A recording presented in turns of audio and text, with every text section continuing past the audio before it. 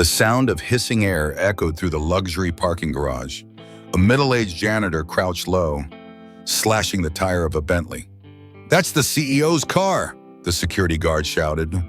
Jack simply replied, "I know." When the female CEO stepped out, she looked at the scene without saying a word. He threw the knife to the ground. "I lost my home, lost my job, because of you. Do you understand now?" She walked forward, picked up the knife, placed it back in his hand. "Cut the other one too, then come back tomorrow. I have a job for you." He stood frozen, rain soaking his face, not knowing if she was crazy or saving him. Jack Coleman, 40 years old, used to be a mechanical engineer at an aerospace parts manufacturing company. Lost his job when the factory closed. His wife left, leaving behind their 8-year-old son, Ethan. Now he worked as a janitor for the headquarters building of Harlow Industries, run by Ava Harlow, 34 years old, sharp, efficient, and seemingly untouchable. Jack had once applied for an engineering position there, coldly rejected because he was too old and lacking current certifications. That evening, he was docked and paid for leaving the hallway dirty after cleaning. The truth was, Ethan had a fever. He rushed home, leaving his shift unfinished. When he returned to the parking garage, he saw Ava's Bentley, gleaming among the rows of cars as rain poured down. In a surge of frustration, he slashed the tire, not out of hatred, but out of desperation. When she stepped out, he thought he was finished, but Ava didn't get angry. She just looked at him directly. "You just cut my tire?" "Yes, because you don't know what it feels like to mop floors you once designed." Ava was silent for several seconds, then replied, "That feeling, I know it better than you think." Those words made him pause. In her eyes, there was no contempt, only exhaustion. She spoke softly, "If you really were an engineer, come see me tomorrow morning. I need someone who understands machinery, not just someone who cleans it." Jack thought she was mocking him, but the next day, an email actually arrived. 8 a.m., CEO office. The world felt unreal suddenly, like the ground had shifted beneath his feet. He had spent 6 months invisible, mopping floors in buildings he used to help design, watching younger engineers walk past without seeing him. And now this. Ethan noticed his father staring at the screen. "Dad, you okay?" Jack closed the laptop. "I don't know yet, buddy. I really don't know." That night he couldn't sleep, replaying the moment. Her face, the way she'd handed the knife back, like she was testing them or trusting him. He couldn't tell which.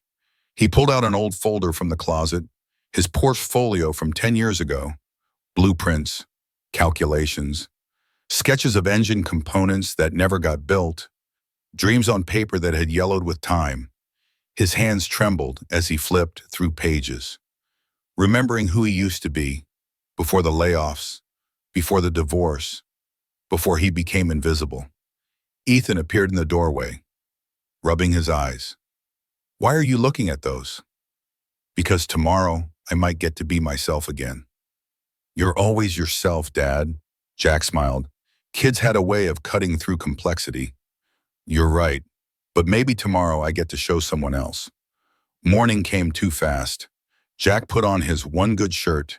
The collar was frayed but clean. He looked in the mirror, saw a man caught between two identities, janitor and engineer, failure and possibility. The security guard at the entrance looked confused. "Jack, you're going the wrong way. Janitorial entrance is around back." "Not today. Today I have a meeting." The guard raised an eyebrow but waved him through. Jack took the elevator up. Each floor passing felt like climbing back through the years he'd lost. 3rd floor, 4th, 5th, the executive level. The doors opened to polished marble and floor-to-ceiling windows. This was a world he'd been locked out of. Until last night. Until a slashed tire became an unlikely key. He walked to the CEO's office, hand raised to knock, then stopped. What if this was a trap? What if police were waiting inside? What if she changed her mind? But he knocked anyway. Because what did he have to lose that he hadn't already lost? "Come in," her voice called from inside. Jack Coleman, 40 years old, former engineer, current janitor, opened the door. Final mark of authenticity, the crumpled pay stub in his pocket. The punch card for that month read, "Jack Coleman, overtime denied." He looked at those words and told himself, maybe tomorrow is different. The next morning, Jack wore his old dress shirt, hands shaking, as he stepped into the conference room. Ava was reviewing documents. Didn't look up. "Sit down. I'm not planning to fire you." His voice came out rough. "Because you feel sorry for me?" "No, because I've been where you are. Before my father died. I was also considered useless in this very company." Ava explained the company was implementing a mechanical plant restructuring project, but the old system was failing. They needed someone who understood the original design. "They told me you used to work at Marlin Aero. I need you to save this project. In return, I won't call the police." Jack laughed bitterly. "Are you saving me or using me?" "Try it and see. If I'm wrong by saying you can slash all 4 tires next time." The comment made him laugh for the first time in months. During the following days of work, Ava often stayed late, watching him reassemble the engine blueprint designs. Ethan, Jack's son, sometimes came to the workshop, helping clean tools. Ava brought him sandwiches, gently asking, "Do you like airplanes?" Ethan nodded. "Dad used to make wings for them." Ava fell silent, her eyes softening. She realized that Jack wasn't just a careless janitor, but someone who used to dream, only to have those dreams extinguished by life. The workshop became their shared space, oil-stained workbenches, the smell of metal and possibility. Jack's hands remembered things his mind thought it had forgotten. How to read tolerance specifications, how to calculate load-bearing ratios, how to see the invisible stresses in a design. Ava watched him work with fascination. "You don't hesitate," she observed one evening. "Can't afford to. Metal doesn't wait for confidence. It responds to precision." She smiled. "That's what my father used to say." Jack looked up from his calculations. "Your father. He was the one who rejected my patent application, wasn't he?" Ava's face tightened. "You knew?" "I figured it out. Saw his signature style in some of the old rejection letters. He had a specific way of saying no, very polite, very final. He wasn't a bad man. I didn't say he was, just said he rejected me. Those are different things." They worked in silence for a while, then the only sounds were pencil on paper, the click of a calculator, the distant hum of the building's ventilation system. Ethan fell asleep on a pile of drop cloths in the corner. Ava covered him with her blazer. Jack noticed, said nothing, but something shifted in how he looked at her. One evening, when Jack had gone home, Ava searched through old files, found his name on a list of engineers whose patents had been rejected. The person who signed the rejection was her father. But as she looked closer, she found her own signature too, a counter-signature. Dated 3 years ago, she'd been the final reviewer. She'd agreed with the rejection, followed her father's recommendation without question. She exhaled slowly, whispered, "Maybe this debt started with my father, but I carried it forward." The realization hit her like cold water. She hadn't just inherited a company. She'd inherited its mistakes, its blind spots, its casual cruelty toward people like Jack. She printed his old patent application, read it completely for the first time. It was brilliant, ahead of its time. Proposed a modular engine mount that would reduce vibration by 40%, exactly what they needed now for the current project. They'd rejected genius because it came from someone without the right credentials, without the right connections, without the right list name. Ava sat alone in her office, city lights spreading below like a circuit board, and made a decision. This wasn't just about giving Jack a second chance. It was about stopping the cycle, about recognizing that value doesn't come with a pedigree. It comes from skill, from dedication, from refusing to quit even when the world says you're finished. She texted Jack, "Bring your old patent file tomorrow. The modular mount design. We're going to build it." He replied 3 minutes later. "You read it?" "Finally, yes. I'm sorry it took so long." "Better late than never." She stared at that message, smiled despite herself. He had every right to be bitter, to hold grudges, to make her pay for years of dismissal. But instead, he offered grace. Maybe that's what separated people who survived from people who thrived. The ability to accept an apology, to take a hand extended even when it came too late. The next morning, Jack arrived with a worn folder. Inside were blueprints, calculations, notes in the margins. A decade of thinking about a problem no one else wanted to solve. Ava cleared the conference table, spread the papers out, called in her senior engineers. "This is our new direction," she announced. One of them scoffed. "This is janitor work." "No," Ava said coldly. "This is engineer work. From an engineer. Your title doesn't make you smart. Your work does. Study these plans. We start building next week." The room went silent. They'd never heard her speak like that, with such finality, such conviction. Jack stood at the back, hands in his pockets, trying not to smile, trying to maintain professional composure. But inside, he felt something he hadn't felt in years. Hope. Final authentic mark. Ava found Jack's hand-drawn design from 10 years ago. The lines were shaky but intricate. She made a copy, wrote a note. Restore. 1 month later, Jack completed the prototype frame design, helping Ava's project restart successfully. But the board of directors opposed.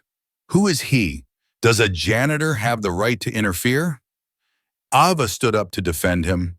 "No, he's a real engineer. We just forgot." News leaked. Media attacked. Young CEO hires janitor as technical consultant. Jack wanted to leave, afraid of affecting her reputation. But Ava came to his house. "If you leave, they win. I need you to prove that value isn't measured by job title." They organized an engine test together. If it failed, the project would be canceled. When the machine started, the system shook violently. A bolt flew off. Sparks sprayed out.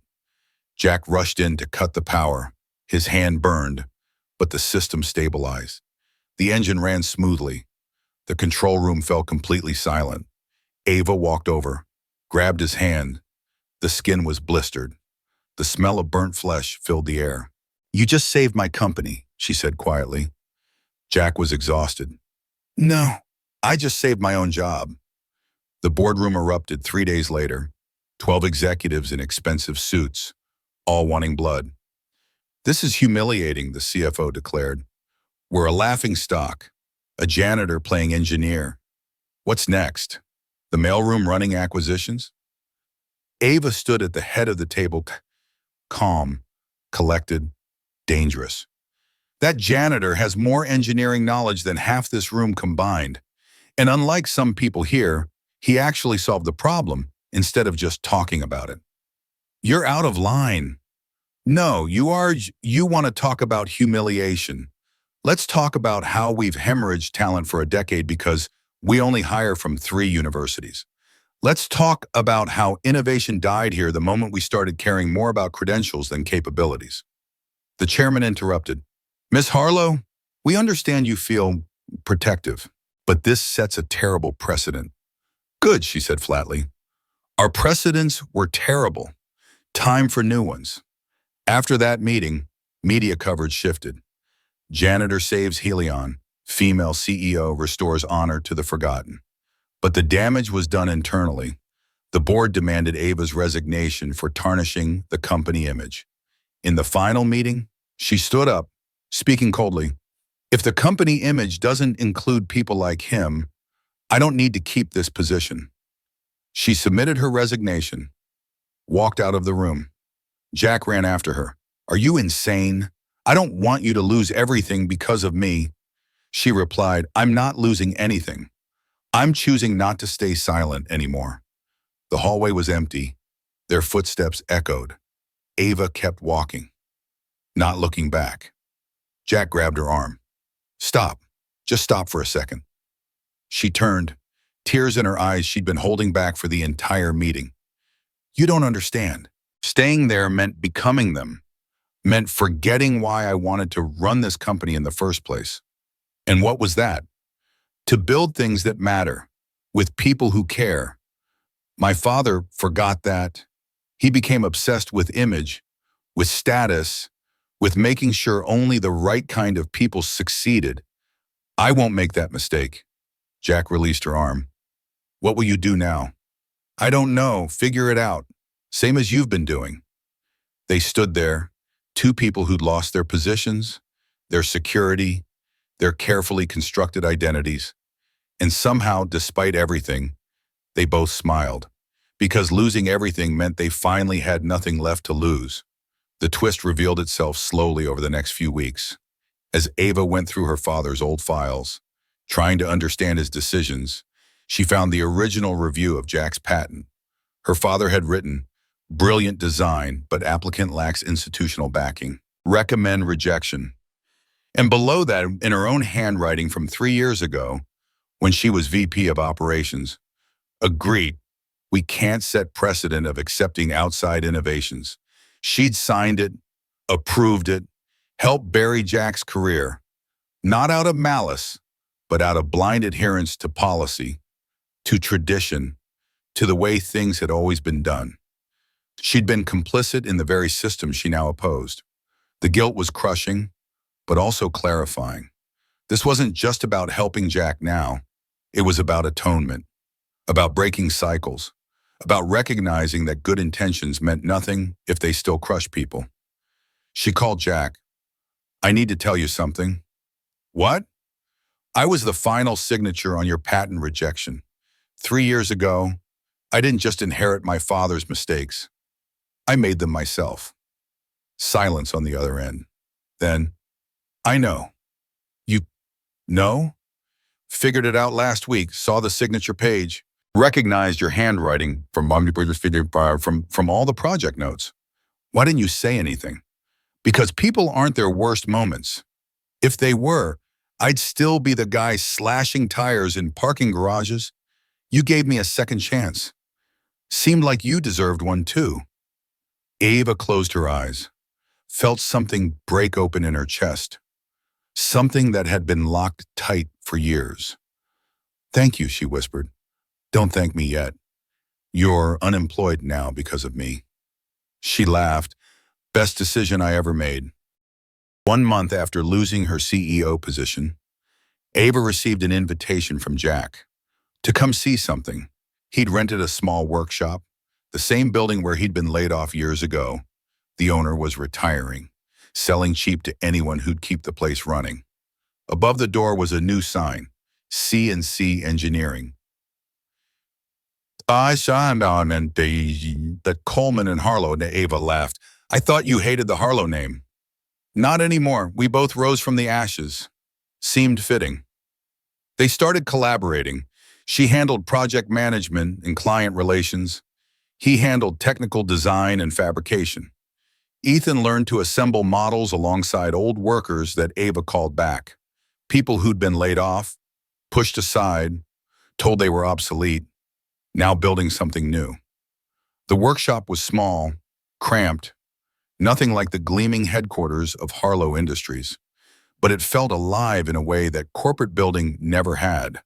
Tools hung on pegboards, blueprints covered every bar, the smell of coffee mixed with machine oil, and at the center of it all, people working together because they wanted to, not because they had to. Ava discovered she was good at this, running a small operation, knowing everyone's name, understanding each project intimately. It was everything she'd wanted when she first started at her father's company, before bureaucracy and board meetings buried that dream. One afternoon, rain drummed on the metal roof. Ava sat by the window looking out. If I'd gotten angry that day, you would have lost your freedom, and I would have lost the chance to make things right. Jack replied, "Same here. If I hadn't cut that tire, I never would have found myself again." In the workshop's light, they looked at each other, smiled. The business grew slowly, not explosively, not like a startup that gets funded and scaled overnight, but steadily, organically, built on referrals and reputation. They took on projects the big firms ignored, retrofitting old equipment, custom solutions for small manufacturers, unglamorous work that actually mattered to real people. Ethan became the unofficial mascot. Clients loved seeing him there, learning, helping, representing the future they were building toward. One client, an elderly factory owner, said, "You know why I hired you instead of the big companies?" Ava shook her head. "Because when I called, you answered. When I explained my problem, you listened. The big companies sent salespeople. You sent engineers. There's a difference. That difference became their brand, CNC Engineering, where problems got solved instead of just quoted." 6 months in, they hired their fifth employee, a young woman fresh out of community college. No prestigious degree, just raw talent and hunger to learn. Jack interviewed her, saw himself in her nervous hands, her over-prepared portfolio, her fear of not being enough. "You're hired," he said. "Start Monday." She blinked. "Don't you want to check my references? See my transcripts? I've seen your work. That's the only reference that matters." After she left, Ava hugged him. "You just gave her what no one gave you." "What's that?" "A chance before she had to beg for it." The workshop became a refuge for the overlooked, people who had been told no by the system, who'd been deemed not good enough, not credentialed enough, not connected enough. They came as janitors, factory workers, community college students, and left as engineers, technicians, problem solvers. Ava kept a notebook of their stories, dozens of people whose lives changed because someone finally looked past their resume and saw their potential. One evening, Ethan looked up from his homework, a child's question opening new possibilities. "Dad, is Miss Ava going to stay here forever?" Jack smiled. "If you keep studying your math, she might have to." Ava laughed from across the room. "I'm not going anywhere. This is home now." And she meant it. Not just the physical space, but what it represented. A place where value was measured by contribution, where second chances were the rule instead of the exception, where people mattered more than profit margins. They'd built something that couldn't be bought or franchised or replicated by competitors. They'd built community, purpose, meaning. Later that night, after Ethan fell asleep, Jack and Ava sat on the workshop's back steps, looking at city lights in the distance. "Do you ever miss it?" Jack asked. "The power, the prestige, the corner office?" Ava thought about it. "Sometimes I miss the resources, the ability to make big changes quickly. But then I remember, I had all that power and still felt powerless. Here, with less. I feel like I'm actually building something that lasts, because it's built on people instead of capital." Exactly. They sat in comfortable silence, two people who'd lost everything society told them mattered, and found something society couldn't measure or monetize. The workshop lights glowed behind them, warm against the cool night. Inside, machines waited for tomorrow's work. Blueprints waited for tomorrow's solutions. Possibilities waited for people brave enough to try. And for the first time in years, both Jack and Ava felt like they were exactly where they belonged. One morning, sunlight illuminated the sign CNC Engineering. Ava stepped into the yard, breathing deeply. Rays of light cut through the dust, exactly like the day she walked out to her Bentley years ago. Jack was checking machinery, hands covered in grease. She said, "I just received an offer to return to Harlow Industries as vice president." He looked up, his expression falling. "So you're leaving?" She shook her head. "I already declined. I'm choosing to stay. He paused. Why? She smiled. Because here, no one needs to prove they're good enough to be respected. Ethan ran over, holding a toy wheel, laughing. Dad, Miss Ava fixed the wheel.